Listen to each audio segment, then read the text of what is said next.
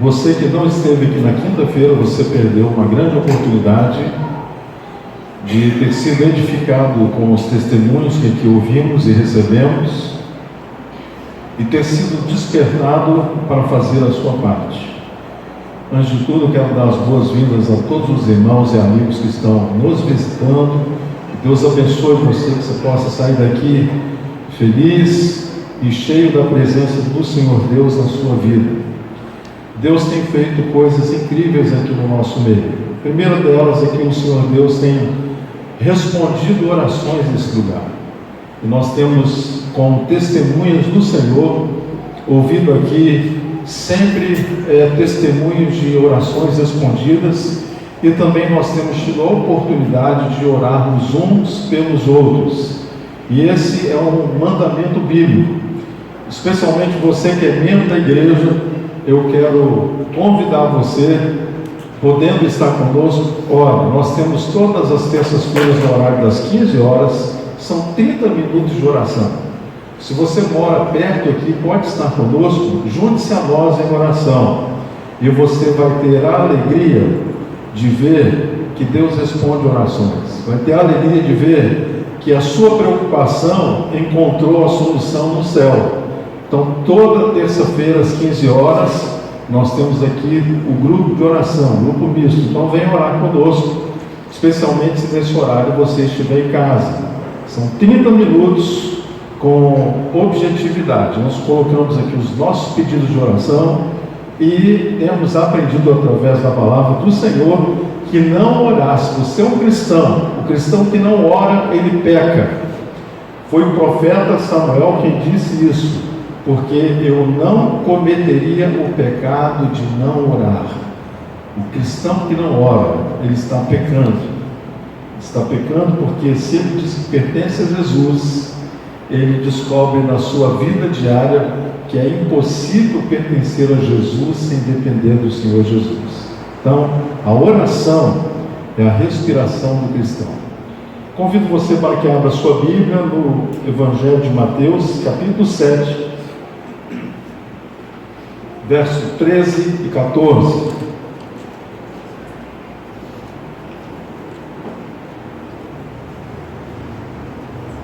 Palavra de quinta-feira que o Senhor Deus me entregou, me falou muito ao coração. O Senhor havia preparado um grande banquete e pediu ao seu servo para que fosse convidar os seus amigos para que viessem àquele banquete. E aqueles amigos saíram fora do compromisso com aquele Senhor com desculpas fúteis. Então aquele Senhor enviou novamente o seu servo aos desajustados da sociedade, aos desprezados, aqueles que não se dão nenhum valor. E quando aquele servo trouxe aqueles convidados para a casa daquele grande Senhor, ele disse: Senhor, ainda há lugar, ainda há muito mantimento, o que eu faço? E o Senhor pela terceira vez envia aquele servo e diz assim: sair pelos becos, pelos valados, pelos lugares impróprios, vai e traz aquelas pessoas a quem ninguém dá valor, traz os cegos, os mancos, os coxos, os paralíticos, aqueles a quem ninguém dá valor, e encha a minha casa com a presença deles. Nós terminamos aquela meditação lembrando-nos daquilo que o Senhor tem nos falado.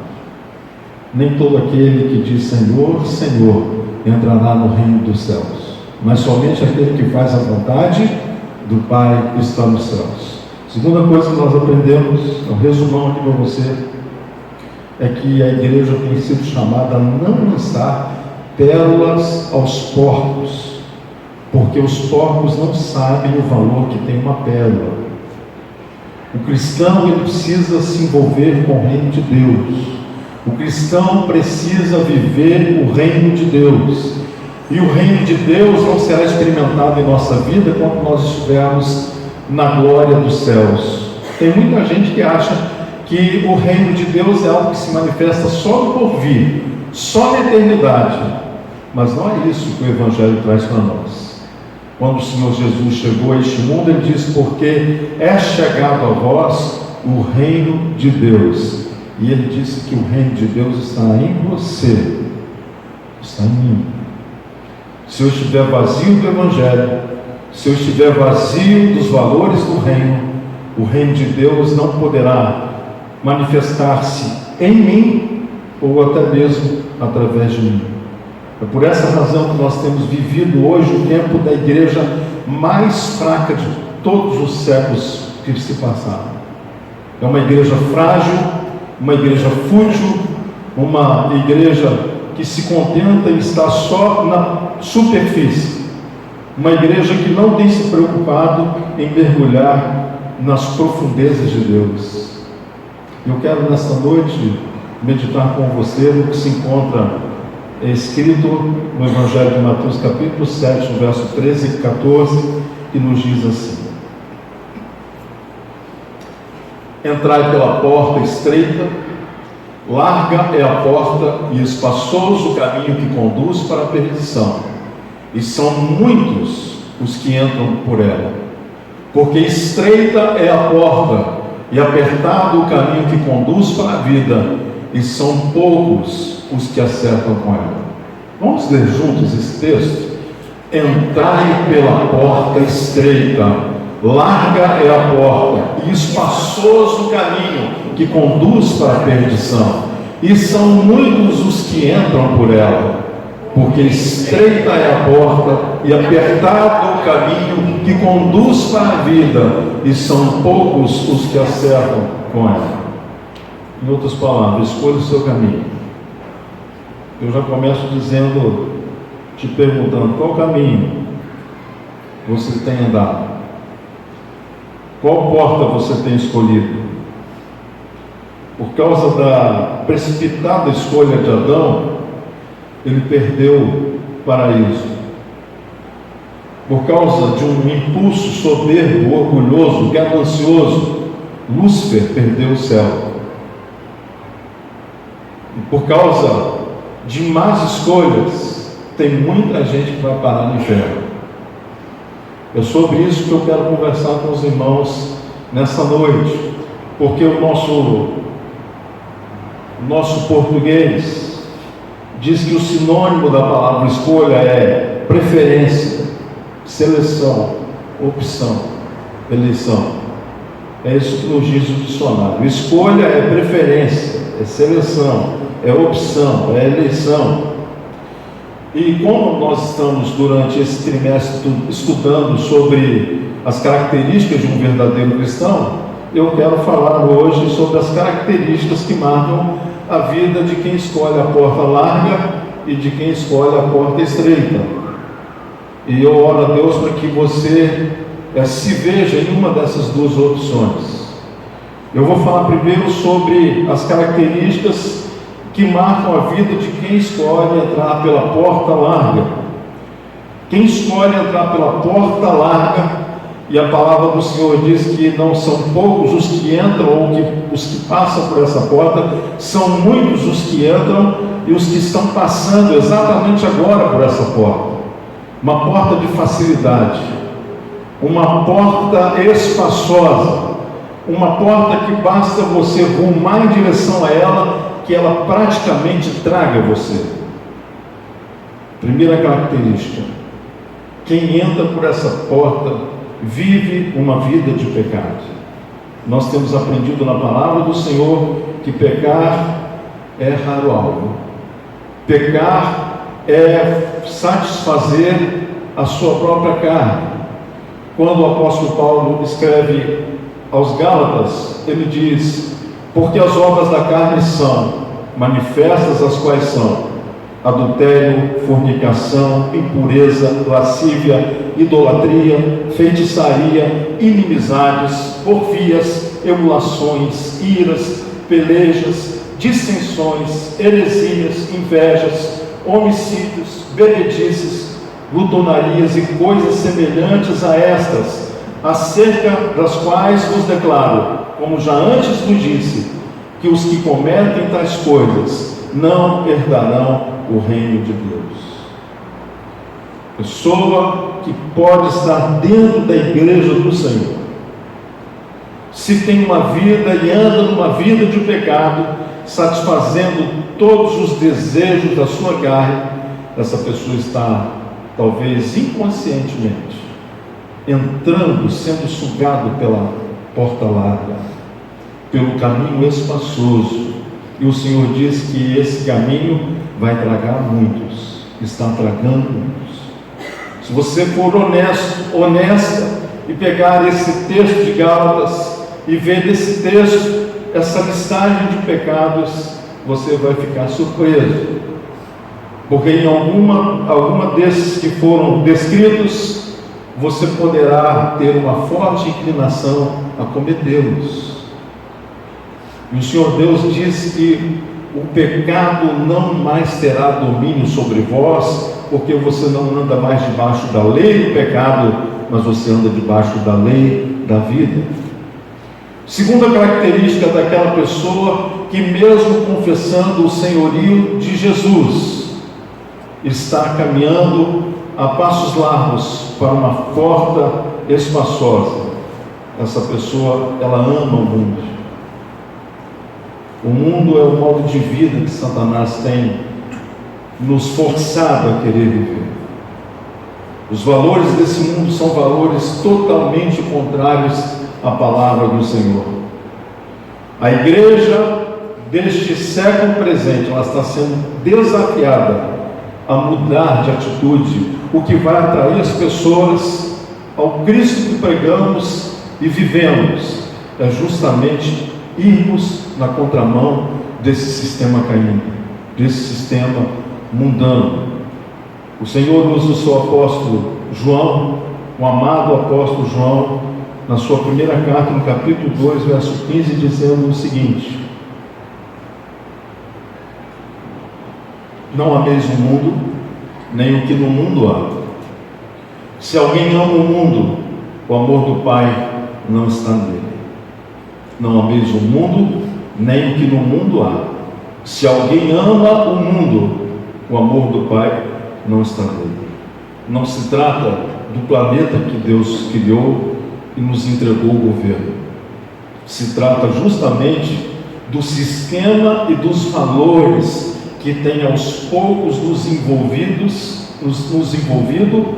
e muitas vezes nós vamos nos acostumando com aquela ideia. Nós estávamos essa semana no grupo de casais falando sobre o que o diabo está fazendo com os casamentos hoje, e ele não poupa se é dentro da igreja ou se é fora da igreja. E nós vimos naquela meditação que fizemos ali, um pequeno grupo de casais, que o diabo, ele é sutil na sua obra. Ele nunca vai aparecer para você com um chifre, com dentes afiados e fedendo a enxofre. Pelo contrário, ele poderá vir até você como algo inofensivo, mas certamente sedutor e atraente. E a Bíblia diz que o pecado, ele vai terrivelmente separar você de Deus. Por isso, se você não quer ser separado de Deus, você não quer passar por esta porta que está levando muitos à condenação, você precisa aborrecer tudo que é valor desse mundo. Será que eu devo odiar esse mundo? Não. Esse mundo tem coisas boas? É lógico.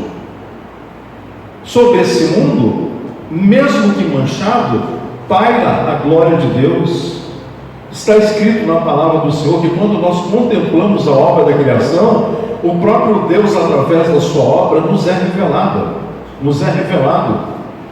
Quando você contempla tudo que o Senhor Deus fez, tão perfeito quanto é, você vê que a mão do Senhor foi poderosa em tudo que fez, tanto nas coisas gloriosas, maravilhosas, grandiosas, quanto nas coisas que os nossos olhos ainda não conseguem contemplar ou mesmo perceber.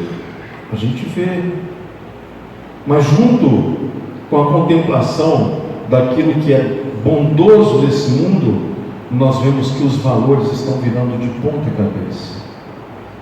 A família está sendo bombardeada como nunca antes fora bombardeada. Os casamentos estão sendo alvejados como nunca antes na história humana fora alvejado. As nossas crianças estão na mira de Satanás. Os nossos filhos hoje serão os nossos pastores e líderes amanhã, prefeitos, governadores, presidentes da República, e cabe a nós, a igreja, fazermos bem a nossa parte. E se nós não ensinarmos a palavra de Deus aos nossos filhos, nós teremos uma geração de gente mundana. E mundano é aquele que está caminhando em direção à porta larga, ao caminho espaçoso. Deus está hoje nos convidando: olha, saia desse caminho que é fácil. Esforce-se para entrar pela porta estreita. Aqui diz a palavra do Senhor que Deus não é apenas um detalhe, como muitos estão usando. Tem pessoas que só buscam a presença de Deus quando um problema se apresenta na vida dela. E diz Tiago, no capítulo 4, no verso 3, assim: pedis e não recebeis, porque pedis mal, para o gastardes em vossos deleites. E a gente vê que a motivação que leva muita gente a orar é uma motivação errada. Motivações erradas acontecem na vida do cristão quando ele se distancia do Senhor, quando ele deixa de, não é só internalizar a palavra do Senhor, mas praticar aquilo que está internalizado. Tem gente dentro da igreja hoje que está usando Deus, e nós não fomos feitos para usar Deus. Deus não é um objeto, e nem é uma pessoa qualquer, porque nós sabemos que Deus é uma pessoa, mas como pessoa, nós não podemos esquecer jamais que Ele é o Senhor. E se tem algo que nós precisamos construir dentro da nossa vida, na mudança de caráter, moldado pela palavra de Deus, é o que significa a palavra servo e a palavra Senhor. Quando eu uso Deus no meu relacionamento pessoal, eu perco o brilho do serviço, da minha posição de servo, e nisso o Senhor Deus não é glorificado. Por isso que o irmão de Jesus, pastor da igreja em Jerusalém, o apóstolo Tiago, diz que muitas orações não serão respondidas, porque o seu motivo é um motivo carnal, é um motivo egoísta. Essa é uma razão que tem deixado muita gente longe de Deus, longe do céu, longe daquilo que Deus preparou para aqueles que buscam. Mas eu quero ver, em contraponto, quais são as características que acompanham aquele homem, aquela mulher que teme a Deus de fato e que se esforça em andar pelo caminho espinhoso, difícil, onde você vai machucar os seus pés na caminhada da vida, onde você vai se ferir muitas vezes, onde para você entrar no céu você vai ter que passar não é só por uma porta estreita, ela é uma porta pequena. Na maior parte das vezes nós vamos ter que nos arrastar para entrar por essa porta. Esse é o padrão do reino do Senhor. O padrão do reino do Senhor diz que aqueles que forem humilhados serão exaltados, mas todo aquele que quiser ser exaltado será humilhado. A porta é estreita. Aquele que escolhe entrar pela porta estreita, passar pelo caminho espinhoso, apertado, primeira coisa que essa pessoa faz na sua própria vida, ela renuncia a si mesma. Ela renuncia o fazer a sua própria vontade. Ela não aceita alimentar a sua própria carnalidade. Não quero dizer com isso que nós temos que cair com os extremismos. Nós estamos vivendo um tempo dentro da igreja do Senhor de extremismos. O diabo ele não quer ver você no ponto de equilíbrio. Ele quer levar você para o extremo de fanatismo religioso ou para o outro extremo do nada a ver. esse outro extremo do nada a ver, quem entra nesse outro extremo dentro da igreja, quando encontra com um irmão que leva uma vida de consagração e de abnegação da sua própria vontade, ele diz: você é religioso. Ele acusa o irmão que quer andar certo de religioso. É isso que o diabo quer que você creia. E não, você não precisa ser tão religioso. Isso não tem nada a ver. As coisas estão mudando. Nós precisamos nos adequar às mudanças das coisas. Mas não é isso que a palavra do Senhor nos ensina. Passarão os céus e a terra, mas as minhas palavras jamais hão de passar. Então, está entrando pela porta estreita. Primeiro padrão, negue-se a si mesmo. É a renúncia. É tomar a cada dia a sua própria cruz. E é fazer aquilo que é a segunda característica na vida de quem ama a Deus, está passando pela porta estreita. Essa pessoa, ela se preocupa, ela se esforça, ela põe energia para seguir a Jesus. Você tem seguido a Jesus? Qual é o preço que você tem pago? Tem sofrido bullying por causa disso? Eles chamam você de crentão, ou o da Bíblia, ou esse aí não fala perto dele não, porque ele é muito santo. A gente ouve essas coisas aí. Mas não se envergonhe em sofrer nenhum tipo de bullying por causa do amor ao Evangelho e ao amor ao Senhor do Evangelho, ao Senhor Jesus.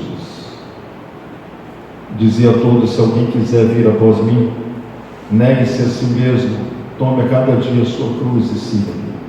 Seguir a Cristo é aceitar a Jesus primeiro como Senhor. Segundo, seguir a Cristo é aceitar Jesus também como Salvador. Não existe nenhum de nós aqui que não tenha uma área na nossa vida em que carecemos de salvação. Todos nós precisamos. Em algum momento nós vamos precisar de alguém mais poderoso do que nós para nos salvar. Todos nós queremos um Salvador, mas infelizmente nem todos nós queremos um Senhor.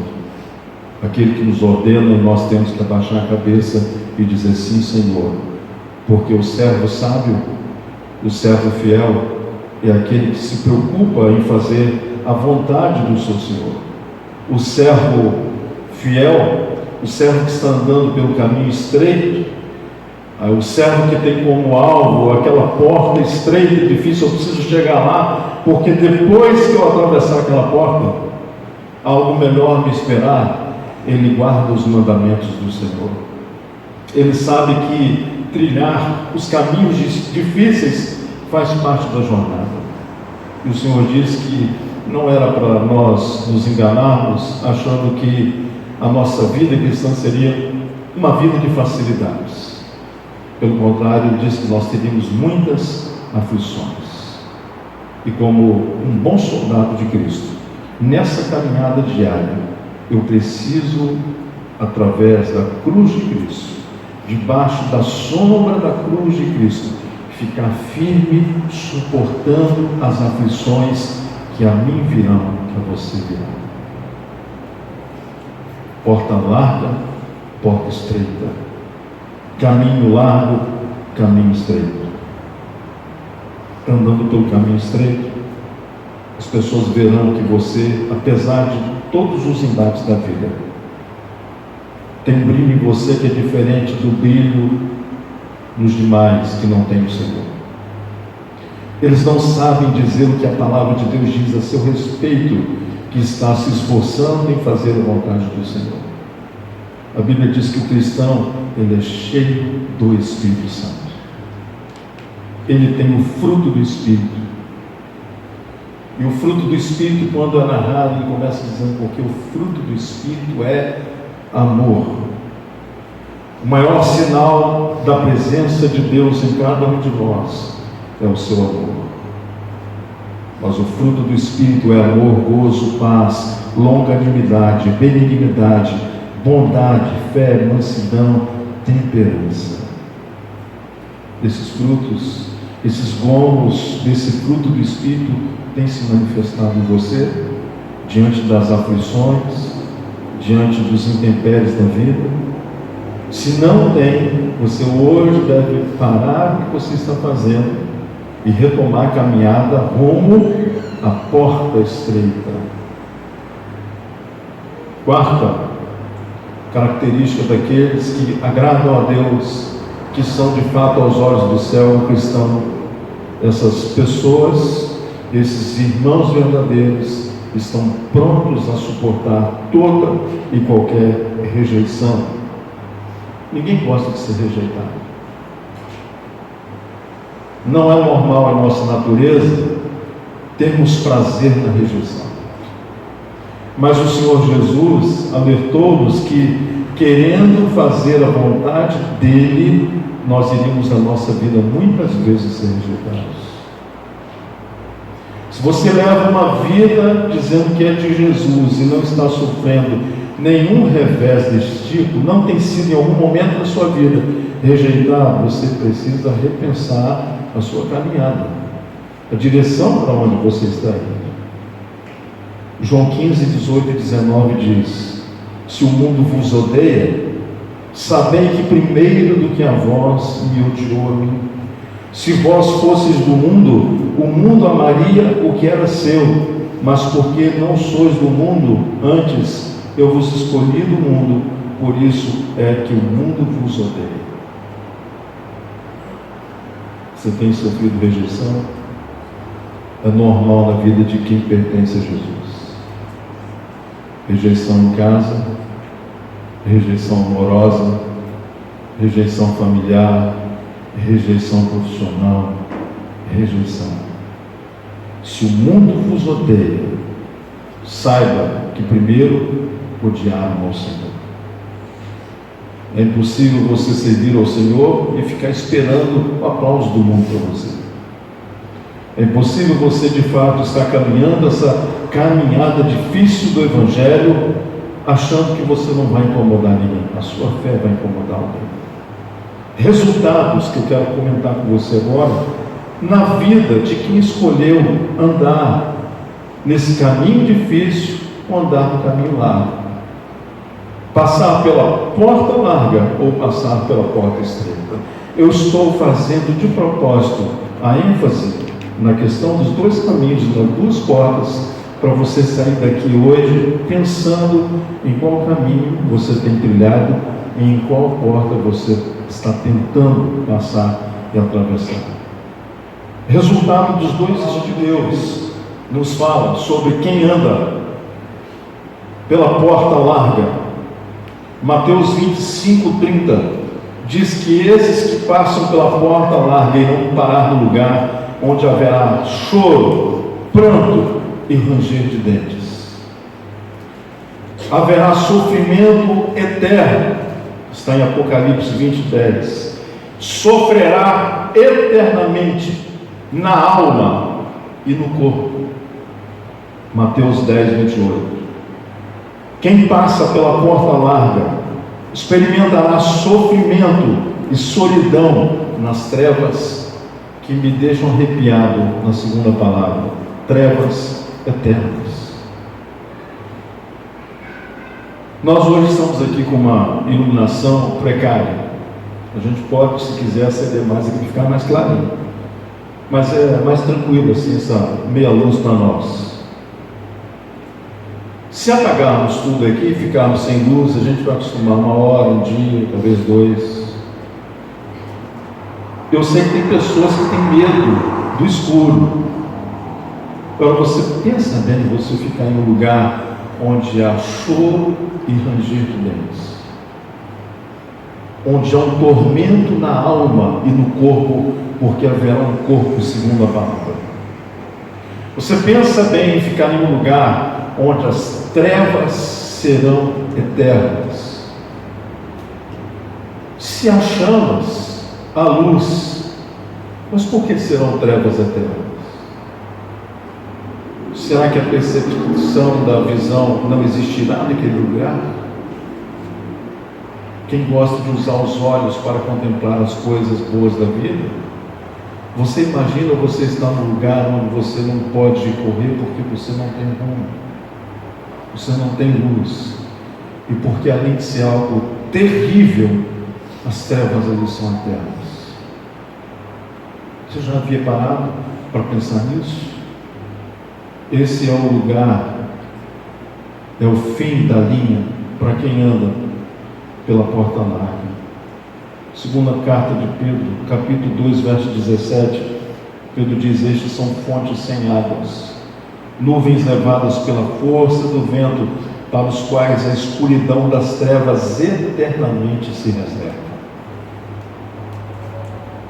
Esses tais são como fontes sem água, como névoas impelidas por temporal. Para eles está reservada a negridão das trevas. Caminho largo, porta espaçosa. Mas e para a porta estreita? O que espera aqueles que estão procurando o caminho que é difícil? Olha, se você serve a Jesus, as coisas estão fáceis para você, repensa isso. Não é que na nossa vida é só luta, mas o outro extremo de só ter luta é aqueles que andam dizendo que é só vitória, só vitória, só vitória. Não é só vitória. A gente anda, a gente tropeça, a gente levanta, a gente se machuca, a gente chora, a gente ri, mas não existe uma sequência perene, porque isso é até contrário ao que nos ensina a palavra de Deus, dizendo que nesse diário caminhar, nós vamos quebrando o nariz e vamos aprendendo até chegarmos à estatura do varão perfeito, como nos diz a palavra do Senhor.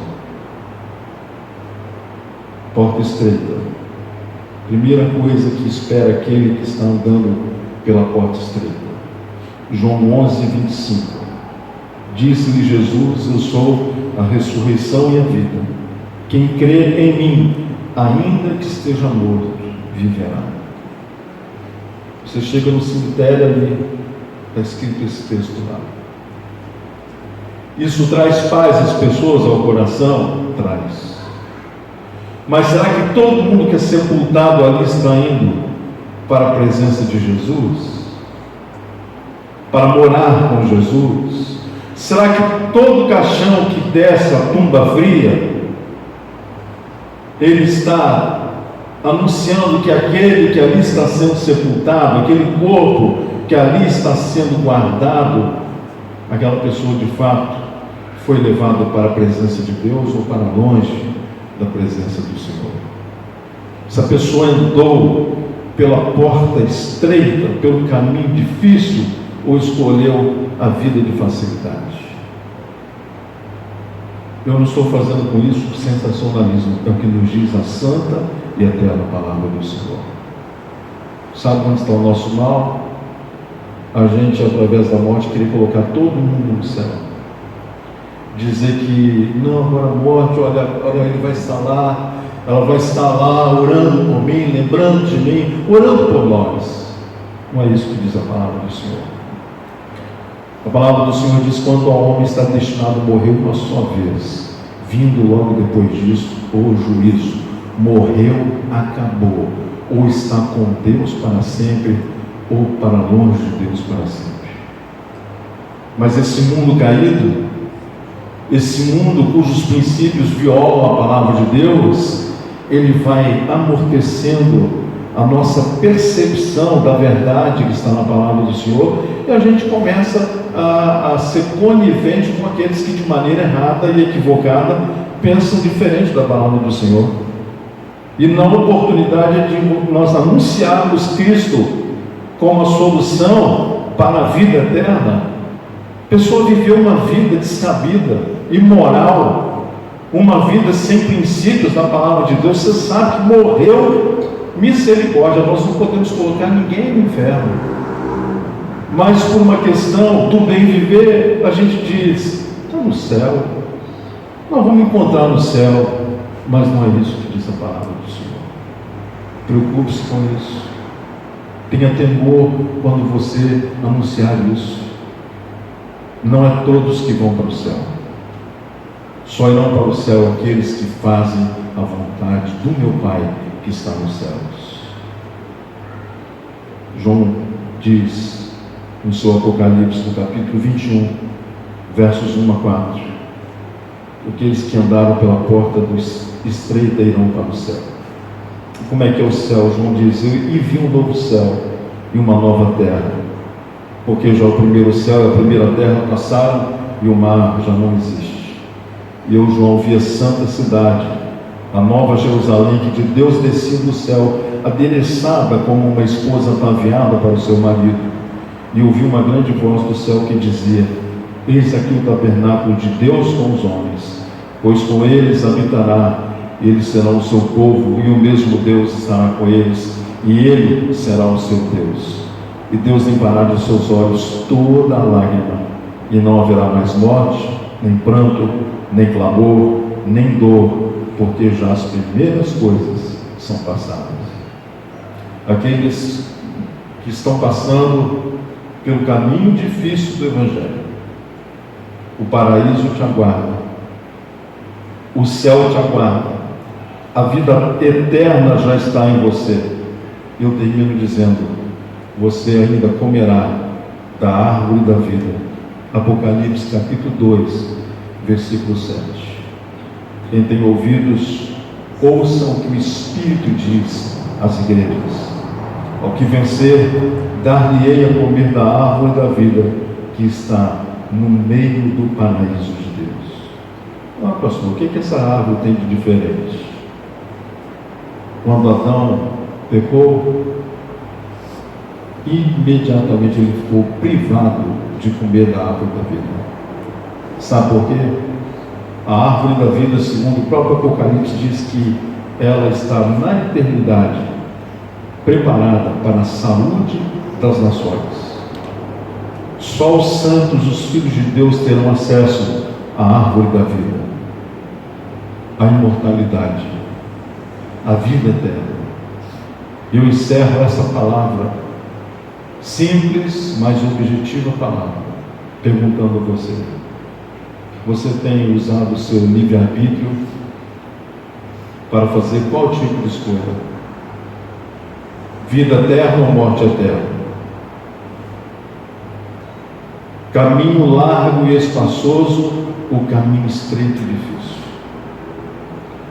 Porta larga, onde muitos, a maioria, estão sendo atraídos e passando por ela, ou a porta estreita, difícil, você tem que abaixar, você tem que se arrastar e com muita dificuldade caber, passar por ela. Qual tem sido o uso do seu livre-arbítrio? Eu quero orar com você. Queria que você reclinasse sua cabeça. Moisés, me ajude aqui. Tua palavra é a verdade, Senhor. Nós cremos nela. E eu oro nesta hora, Pai, por todos aqueles que aqui se encontram e estão esforçando-se em caminhar no caminho estreito, em passar pela porta estreita. Abençoa, meu Senhor. E, ó Deus, se alguém aqui tem andado no caminho largo e espaçoso, que hoje seja o dia aceitável para a mudança de princípios e de valores. Assim eu abençoo meus irmãos, no nome de Jesus. Vamos ficar de pé, vamos louvar o Senhor. Quero ser como Jesus,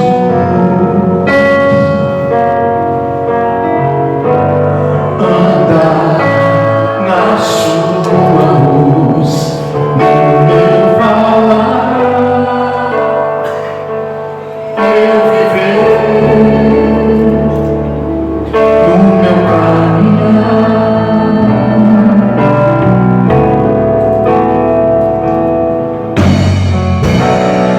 fazer a vontade do meu Pai.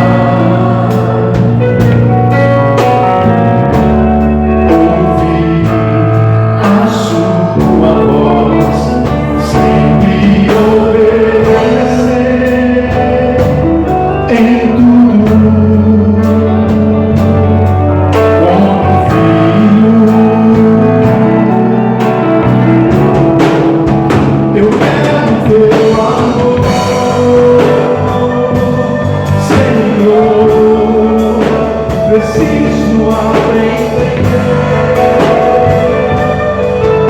te amo.